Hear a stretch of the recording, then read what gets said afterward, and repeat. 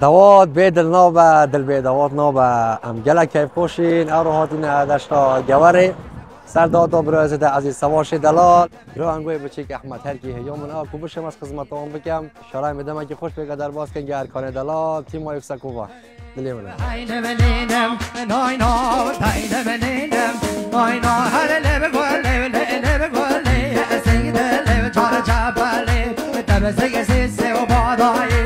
Sara ve Allah da al yayım, tavsiye